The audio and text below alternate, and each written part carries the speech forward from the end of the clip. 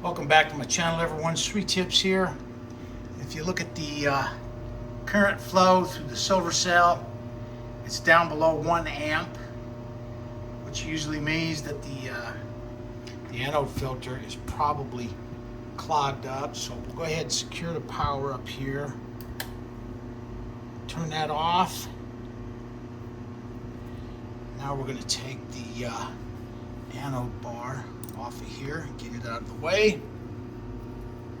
Pick the anode basket up out of the cell now. We're going to just stick it in this dish here, get it out of the way.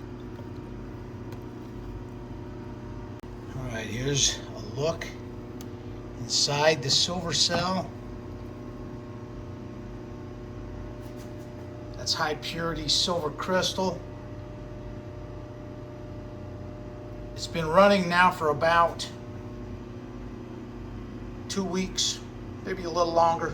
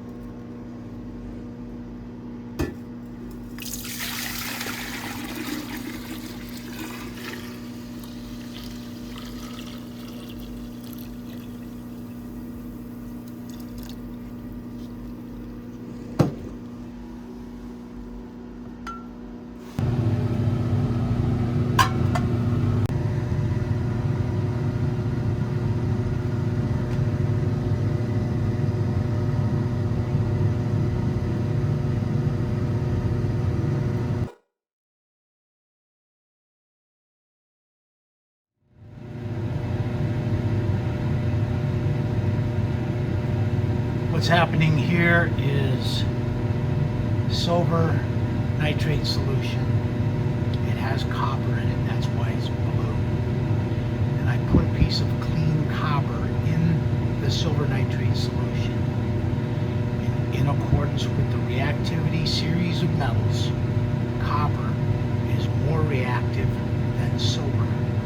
So the silver is coming out of solution on to the copper, and the copper is going into solution. That copper will erode away completely if I had enough silver nitrate in there to cause that reaction to happen. As the silver comes out of that solution, the copper is going into solution, and that's what you see. That's pure silver falling off of that piece of copper and collecting down on the bottom of this beaker. This reaction is a very interesting reaction to watch. It happens very quickly. The remaining silver that's in that silver nitrate electrolyte is coming out of solution on that piece of clean copper that I've added to the silver nitrate electrolyte from the silver cell. And as you can see, the pure silver powder is coming out of solution and collecting on the bottom of the beaker. And this reaction happens fairly quickly. In just a few hours, if not overnight, all of the silver will be out of that solution.